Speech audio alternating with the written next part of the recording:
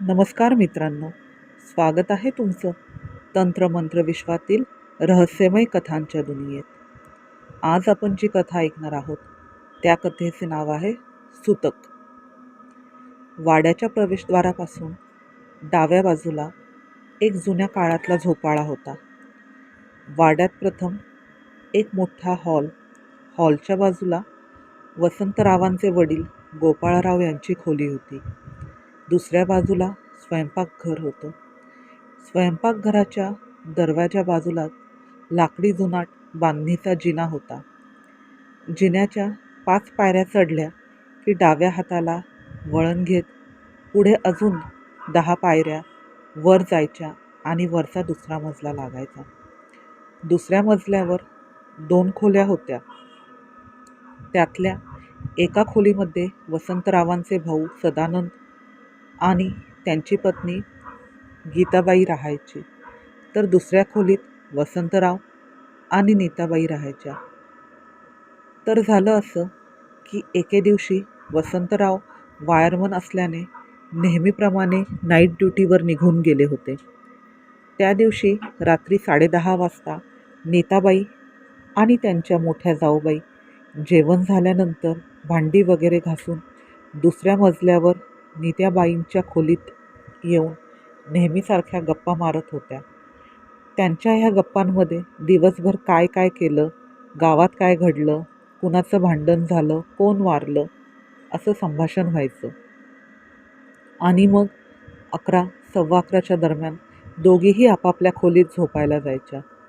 आज चाललेल्या गप्पा गोष्टींमध्ये असंच बोलता बोलता नीताबाईंना त्यांच्या जाऊकडून समजलं होतं की त्यांचे सासरे गोपाळराव 2 दिवसांसाठी आपल्या मित्रांसमवेत देवाच्या दर्शनासाठी बाहेर जाणार आहेत. मग काही वेळाने 11 वाजले तसे नीताबाई आणि त्यांची जाऊ झोपायला निघून गेली. दुसऱ्या दिवशी नीताबाईंचे सासरे गोपाळराव सकाळीच देवदर्शनासाठी आपल्या वयस्कर मित्रमंडळींसमवेत निघून गेले. तसं नीताबाईंचे सासरे गोपाळरावांच्या स्वभावानुसार सांगायचं झालं तर ते फारच जुन्या काळातले होते. त्यांचा स्वभाव कडक शिस्तीतला होता, जुन्या विचारांचा होता. घरातल्या सुनांनी घरात वावरताना डोक्यावर पदर घ्यावा, पुरुष मंडळींनी तर स्त्रियांनी जेवण करावं, पुरुषांमध्ये चालू असलेल्या चर्चेमध्ये बोलू नये, असे कित्येक जुने नियम त्यांच्या वाड्यात होते. गोपाळरावांना देवदर्शनासाठी जाऊन आता 1 दिवस उलटला होता, पण त्याच रात्री नीताबाई आणि त्यांच्या जाऊ नेहमीसारख्या गप्पा मारत बसल्या होत्या.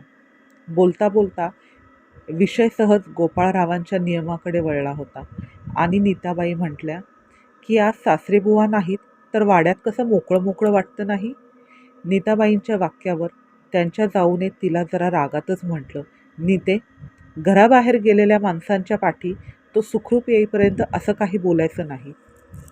नीताबाईंच्या जाऊच्या चेहऱ्यावर हे वाक्य बोलताना जराशी भीतीची छाया उमटलेली दिसत होती आणि त्यांचं सर्व लक्ष डाव्या बाजूला होतं. नीताबाईंच्या पलंगापासून डाव्या बाजूला 10 पावले दूर एक 3 सळ्यांची चौकोनी उघड्या झापेची खिडकी होती. खिडकीच्या बाहेरून ते निलगिरीचं झाड दिसत होतं. निलगिरीच्या फांद्यांमधून वर आकाशात उगवलेला पौर्णिमेचा चंद्र अर्धवट दिसत होता. त्याच चंद्राच्या उधाळ प्रकाशात निलगिरीच्या एका फांदीवर काहीतरी काळसर जाडजूड ढब्बू आकाराचं फांदीवर 2 पायावर बसलं होतं. नीताबाईंच्या जाऊने हलकेच आवंढा गिळला, डोळे बारीक केले. नीताबाईंनी सुद्धा खिडकीत पाहिलं. काय बघताय ताई, काय आहे खिडकीत? नीताबाईंनी साशंक स्वरात विचारलं. श्श. नीताबाईंच्या जाऊने एक हात तोंडावर ठेवत तिला गप्प राहायला सांगितलं. तोच निलगिरीच्या झाडावर बसलेलं ते अभद्र प्रथम घुटकारलं. त्या रात्रीच्या स्मशान शांततेत त्याचा घुटकारण्याचा आवाज ऐकून दोघीजणींचे भीतीने धाबे दणाणले. घुटकारण्याचा भयप्रद व पंखांचा तो विचित्र फडफड आवाज करत ते फांदीवरून आकाशात उडालं. बाई बाई, नीते, हे काय अभद्र पाहिलं आपण. रात्रीच्या वेळेला हे अस्त्र पाहणं चांगलं नाही, अपशकुन आहे. आणि आपल्याच घराभोवती ओरडत उडून गेले ते. नीताबाईंच्या जाऊचे ते शब्द चेहऱ्यावरचे भयप्रद भाव नीताबाईंच्या सुद्धा छातीत भीतीने उत्पन्न झाले. नीताबाईंना आपण जे काही बोललो त्याचा पश्चाताप झाला होता. जर खरंच त्यांनी हे ऐकलं असेल आणि उद्या काही अपशकुन झाला तर? त्याच्या मनात आलेल्या ह्या प्रश्नाने जरा अस्वस्थता झाली. 11 वाजता नीताबाईंची जाऊ त्यांच्या खोलीत झोपायला निघून गेली. वसंतराव नीताबाईंचे पती नाईट पाळीवर गेले होते. आता खोलीत नीताबाईंना एकटंच झोपायचं होतं. बाहेरून येणाऱ्या रातकिड्यांचा आवाज त्यांच्या कानावर ऐकू येत होता. कोठेतरी गावातच काळ्याभोर गल्लीबोळांमध्ये लपलेले कुत्रे घसा फाडून रडत विवळत होते. त्यांचा भेसूर रडण्याचा आवाज रात्रीच्या सन्नाट्यात दूरपर्यंत पूर्णतः गावभर गुंजत फिरत होता. नीताबाई पलंगावर आडव्या झाला आणि रात्री केव्हा तरी त्यांचा डोळा लागला. नेहमीप्रमाणे नीताबाई 6:30च्या दरम्यान सकाळीच उठल्या. उठल्यावर प्रथम आंघोळ केली. मग आंघोळ झाल्यावर नऊवारी साडी बदलून भिजलेल्या केसाने टॉवेल बांधून देवघरात आल्या. वसंतरावांचे भाऊ सदानंदराव सुद्धा सकाळी कामाला निघून गेले होते. घरात आता कोणीही पुरुष मंडळी नव्हती. फक्त नीताबाईंची सासू व जाऊबाईच होत्या. म्हणूनच त्यांनी केसाला टॉवेल बांधला होता आणि तशातच देवघरात आल्या. देवघर म्हणायला जुन्या काळातलेच होते. एक चौरस आकाराचा 1.5 फूट उंचीचा टेबल होता. टेबलावर गडद लालसर रंगाचा कपडा अंथरलेला आणि त्यावर विविध देवतांच्या मूर्ती तस्बिरी होत्या. देवांपासून 4 पावलावर मागे एक मोठी चौकोनी आकाराची 4 सळ्यांची उघड्या झापांची खिडकी होती. खिडकीतून सकाळचा प्रकाश आत येत होता. त्या प्रकाशाने देवघर उजळून निघालं होतं. नीताबाईंनी प्रथम दिव्यातून काजळीची वात काढली. मग नव्या दिवसाची नवी वात बनवून दिव्यात टाकली. मग नीताबाईंनी प्रसन्न मनाने देवाभोवतालचा दिवा लावला. हलकेच दोन्ही हात जोडले, डोळे बंद केले. तेवढ्यात मागून उघड्या झापेच्या खिडकीतून सकाळची हवा देवघरात शिरली आणि तो देवाभोवतालीचा पेटलेला मंद वातीचा दिवा विझला. नीताबाईंनी खाडकन डोळे उघडले. दिवा विझलेला पाहून त्यांना जराशी भीती वाटली. पण त्यांनी माचीसची काडी पेटवली. सल्फरच्या स्पर्शाने लाकडी काड्याने पेट घेतला. पेटलेला कांडा नीताबाईंनी दिव्यावर धरला. पण त्या पेटत्या काड्यानेही दिवा पेटला नाही. 2-3 वेळा नीताबाईंना खसखस करत कांडे ओढले.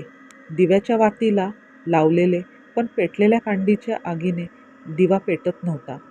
दिवा विझला आणि कांड्यांनी सुद्धा पेटत नाहीये. देव आपल्यावर नाखुश रागवले तर नाहीत ना? नीताबाईंच्या मनात भीतीदायक विचार आला. नीताबाईंनी सर्व देवांना हात जोडले आणि आपल्याकडून अनवधानाने झालेले काही चूक घडली असेल तर माफ करा म्हटले. आणि मग 5व्या वेळेस दिव्याची वात पेटली. पण मागे उघड्या असलेल्या खिडकीतून येणारा सकाळचा प्रकाश मात्र हळूहळू कमी झाल्यासारखा झाला. देवघर फिक्कट काळसर अंधारात बुडालं. त्या अंधारात दिव्याच्या तांबडसर आगीत उजळलेल्या देवांच्या मूर्त्या काजळी चिकटल्याप्रमाणे काळ्याशार भेसूर दिसू लागला. दिवा पेटवून झाल्यावर नीताबाईंनी दिव्यावरच 2 अगरबत्ती पेटवल्या. एक देवासमोर लावली, दुसरी तुळशीसमोर लावण्यासाठी देवघरातून बाहेर पडल्या. वाड्याचा दरवाजा ओलांडून पायऱ्या उतरून नीताबाई अंगणात आल्या. त्यांच्यासमोरच तुळशी वृंदावन होते. सकाळच्या शुभसमयी आकाशात काळसर जवळधारी ढग जमा झाले होते. अंगणात त्याच काळ्याशार ढगांचा कांजळीसारखा फिक्कट दूषित प्रकाश पडला होता, ज्याने हिरवी तुळशीची पाने काळीशार दिसत होती. नीताबाईंचं मन आपल्या अवतीभोवतीच बदललेलं निसर्गाचं हे रूप पाहून भयभीत बेचैन झालं होतं. राहून राहून मनाला कसल्या तरी अपशकुनाची चाहूल लागत होती. नीताबाईंनी तुळशीसमोर अगरबत्ती लावली. दोन्ही डोळे बंद करून हात जोडले आणि तोच बंद डोळ्यांच्या काळाशार पडद्यावर कानावर तो आवाज ऐकू आला. Wow wow wow. शववाहिका. ॲम्ब्युलन्सचा सायरनचा तो आवाज होता. वाड्याच्या उघड्या दरवाजासमोर सकाळच्या दीपसमयी शववाहिका मयताची गाडी येऊन थांबली होती. क्षणार्धात सुतकाचं वातावरण पसरलं गेलं होतं. नीताबाईंनी खाडकन डोळे उघडले. त्यांच्या नजरेला त्यांना 2 सफेद शर्ट सफेद पॅन्ट असलेले वॉर्डबॉय स्ट्रेचरवर पांढऱ्या कापडात त्यांच्याच दिशेने प्रेत घेऊन येताना दिसले आणि त्या 2 वॉर्डबॉय मागून गोपाळराव रावांचेच एक वयस्कर मित्र दुःखी चेहऱ्याने येताना दिसले. वॉर्डबॉयनी तुळशी बाजूलाच अंगणातच प्रेत ठेवले. प्रेतावरच्या चेहऱ्यावरचा कपडा काढला. स्ट्रेचरवर गोपाळरावांचं पांढुरक्या निस्तेज चेहऱ्याचं प्रेत झोपलेलं होतं. तोंडाचा थोडासा आ वाचलेला होता. त्यातून किंचित जीभ आणि दात बाहेर आलेली दिसत होती. डोळ्यांखाली गडद काळसर सर्कल उमटले होते. नीताबाईंच्या काळजात सर्र झालं. श्वासांची गती आणि छातीतली नाडी ढोल बदडवल्यासारखी धडधड करत आवाज करत होती. नीताबाईंनी ह्या अगोदर कधीच इतक्या जवळून प्रेत मयत पाहिली नव्हती. प्रथमच अशी वेळ आली होती की त्या इतक्या जवळून मयत पाहत होत्या, ज्याने त्यांच्या मनात भीती जमा झाली होती. नीताबाई जागच्या जागी पुतळा बनून उभ्या होत्या. अवतीभोवती घटनांची संवेदना जणू एक सेकंद बंदच पडली होती. सर्व काही मंद गतीने घडत होतं. वाड्यात गावातली 2-3 माणसं जमली होती. गोपाळराव कसे वारले हे गोपाळरावांच्या मित्रांना विचारत होती. तेव्हा त्यांनी कारण सांगितलं. पहाटे 5 वाजता छातीत दुखते म्हणत उठला होता. मग काही वेळाने अचानक छातीत एक कळ आली आणि जागेवरच कोसळला. दवाखान्यात घेऊन जाईपर्यंत खल्लास झाला होता. नीताबाईंनी ते बोलणे ऐकलं होतं. शववाहिकेचा आवाज ऐकून नीताबाईंच्या सासूबाई बाहेर आल्या व जाऊबाईही बाहेर आल्या. पतीच्या निधनाने शांताबाईंनी जागीच हंबरडा फोडला. रडारड सुरू झाली. नीताबाई तशातच डोक्याला टॉवेल बांधून बिनकुंकवाच्या पुतळ्यासारख्या उभ्या होत्या. त्यांची विस्फारलेली भ्यायलेली नजर तशीच मयतावर खिळली होती. तोच त्यांच्या जाऊने म्हणजे गीताबाईने तिला, नीता तू इतकी घाबरलीस का? तू आधी वर जा पाहू. केसांवरचा टॉवेल काढ आणि पहिलीच वेळ आहे का मयत बघायची? जा तू खोलीत बस. आता मयत झालं म्हणजे बायका माणसं येतील. जा लवकर. बायकांना काय सांगायचं ते मी पाहीन.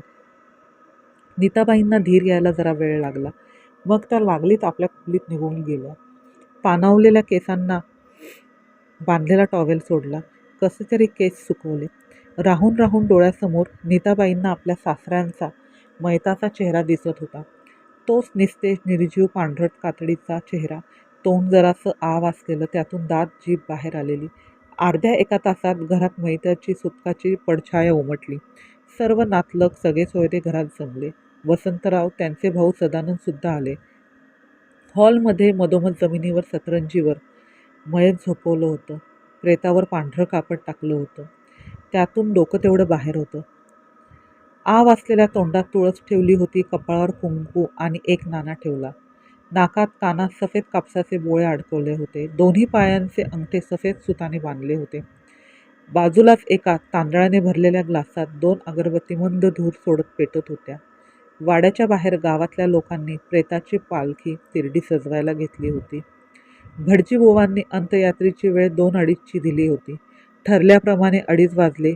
प्रेताच्या जवळच्यांनी ते उचललं, तिरडीवर ठेवलं. 4 खांदेकरांनी तिरडी उचलली.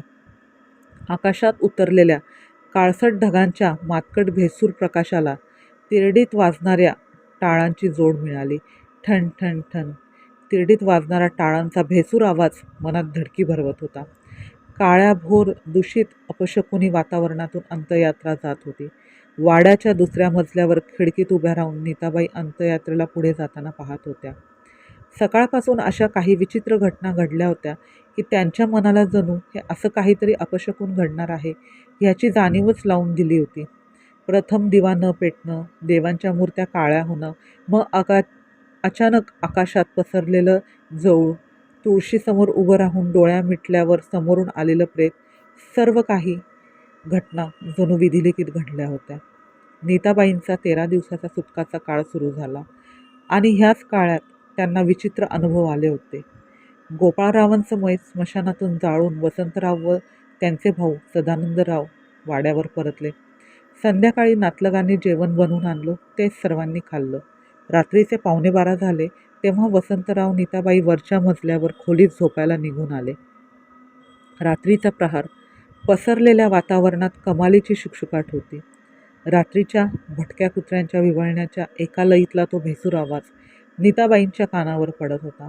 नीताबाईंच्या बंद डोळ्याआड काळ्याशार पडद्यावर मेलेल्या गोपाळरावांचा चेहरा दिसत होता.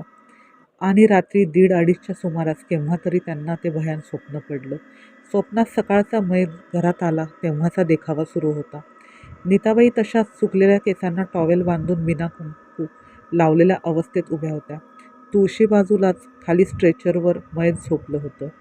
नीताबाई व्यतिरिक्त प्रेताजवळ कोणीच उपस्थित नव्हतं. फक्त नीताबाई आणि ते प्रेत. सकाळचाच तोच जवळाचा काळा प्रकाश पडला होता. वाड्याचा उघडा दरवाजा असलेला त्या दरवाजातून एक जोरदार हवेची पाळापाचोळा आणि पांढऱ्या धुका मिश्रित अशी झुळूक आत आली. झुळकेने प्रेतावरच्या तोंडावरचं कापड फाडकन उडालं. तसं गोपाळरावांचं प्रेत, चुना पोचलेला चेहरा, गडद काळेशार होठ, डोळ्यांखाली गोळ झालेली काळी वर्तुळे, असं निर्जीव भयंकर चेहरा नीताबाईंना दिसला. नीताबाई एकटक मैताच्या चेहऱ्याकडे पाहत होते. तोच खाडकन मैताने आपले दोन्ही गारे डोळे उघडले. दात ओठ खात ते तीव्र क्रोधित जळजळीत नजरेने नीताबाईंना पाहत होते. जणू गोपाळरावांना आपल्या सुनेला अशा अवतारात पाहिलेलं आवडलं नव्हतं. नीताबाईंच्या ह्या भयंकर स्वप्नातून त्या खाडकन डोळे उघडून बाहेर आल्या. त्या भयंकर स्वप्नांचे पडसाद त्यांच्या चेहऱ्यावर उमटले स्पष्ट दिसत होते. कपाळांच्या घामाचे ओघळ खाली कोसळत होते. घशाला कोरड पडली होती. छातीत धडधड वेगाने धावत होती. असा छातीचा ठोक्यांचा आवाज त्यांना स्वतःला ऐकू येत होता. घड्याळात रात्रीचे 3 वाजले होते. नीताबाईंनी बाजूला पाहिलं. वसंतराव शांत झोपले होते. खाली सुद्धा शांतता होती. ह्या सुतक लागलेल्या घरात आपण एकटेच जागे आहोत ही कल्पना मनात येताच छातीत कळ उठली. म्हणे मेलेल्या माणसाचा आत्मा घरात अदृश्यपणे फिरत असतो आणि जर गोपाळरावांचा आत्मा आपल्याजवळ असला तर? नीताबाईंना भयंकर भीतीदायक विचारांनी पछाडलं होतं. तोच शेवटी मोठ्या हिमतीने कसं तरी नीताबाईंनी डोळे घट्ट मिटून घेतले आणि पडून राहिल्या. केव्हा तरी 4-4:30ला झोप लागली. दुसऱ्या दिवशी नीताबाई उठल्या, अंघोळ वगैरे केली. घराला सुतक लागल्याने कुंकू मात्र लावलं नाही. दिवसा घरातील लोकांची रेलचाल असायची. त्यामुळे मला घाबरायला व्हायचं नाही. पण जसं जसं रात्र व्हायची, घरातल्या खोलीत कुठे अंधार असेल तर अंधारात कोणाच्या तरी उभं असण्याचा भास व्हायचा. असं वाटायचं की कोणीतरी मागून हलकेच विरुद्ध दिशेला चालत गेलं. कोणीतरी दाराआडून जिन्यावरून उभं राहून पाहत आहे. मध्येच 4-5 वेळा त्यांनी काहीसा राग आल्यावर माणूस नाकातून गरम वाफ सोडतो, असा आवाज काढतो तसा आवाज ऐकला होता. म्हणे मयत झालेल्या सुतक लागलेल्या घरात झोपाळ्यावर बसलं जात नाही. कारण एकदा मध्यरात्रीच्या वेळेस बाहेर असलेला झोपाळ्याच्या हलण्याचा आवाजसुद्धा ऐकला होता. अशाच सुतकाच्या 4थ्या दिवशी तर विलक्षण भीतीदायक गोष्ट घडली. मध्यरात्री समय मैताच्या घरात दुसऱ्या मजल्यावर त्यांच्या खोलीत वसंतराव व नीताबाई गाढ झोपले होते. बाहेरून संथ गतीने रातकिड्यांचा आवाज ऐकू येत होता. पूर्ण घरात एक कधीही न पाहिलेली विलक्षण शांतता पसरली होती. नीताबाई पलंगावर सरळ झोपल्या होत्या की अचानक झोपेत त्यांना श्वास घ्यायला त्रास होऊ लागला. गळा कोणीतरी गच्च आवळल्यासारखा जाणवू लागला. छातीवर असह्यपणे दाब जाणवत होता. जणू कोणी छातीवर बसूनच गळा दाबत आहे. नीताबाईंच्या डोळ्यावर झोपेचे खूपच अमळ होते. त्यातच त्यांनी अंधुकपणे डोळे उघडून पाहिले. नजरेला जे भयंकर दृश्य दिसलं. नीताबाईंच्या छातीवर त्यांचे सासरे गोपाळराव बसून दात ओठ खात रागात त्यांच्याकडे पाहत गळा दाबत होते. त्यांचा तोच चेहरा, पांढरा काळेशार ओठ, डोक्यावर टक्कल, ते घारे चिंचोळे विषारी डोळे. नीताबाईंना श्वास घ्यायला अपुरा पडत होता. तोंडातून ओरडण्याचा त्या असह्य प्रयत्न करत होत्या, पण आवाज मात्र बाहेर पडत नव्हता. घशाला जणू गंजच चढला होता. मग अचानक मेंदू जड जाणवला. डोक्यात जराशी वेदना झाली आणि मनातल्या मनातच त्यांनी स्वामी समर्थांना एक जोरदार मदतीची हाक मारली. तेवढ्यात काहीतरी घडलं. बंद डोळ्यांसमोर काळ्या पडद्यावर एक लख्ख असा तेजस्वी प्रकाश प्रसरलेला दिसला. कानावर एक वेदनादायक आरोळी ऐकू आली. दरवाजाच्या झापा खाडकन उघडल्या गेल्या आणि काहीतरी खोलीतून धावत पळत बाहेर निघून गेलं. नीताबाईंचे श्वास पुन्हा पूर्ववत झाले. छातीवरचा भार हलका झाला. मग पुन्हा शांत गाढ झोप लागली. पुढच्या दिवशी नीताबाईंच्या आई तिच्या दूरच्या एका बहिणीला घेऊन चहा करायला आल्या होत्या. तेव्हा नीताबाईंनी आपल्या आईला मावशीला चहा करून झाल्यावर खोलीत नेलं व तिथे नीताबाईंनी आपल्या आईला व मावशीला त्यांना होणारा भयानक त्रास सांगितला. हे ऐकून आईला व मावशीला सुद्धा भीती वाटली.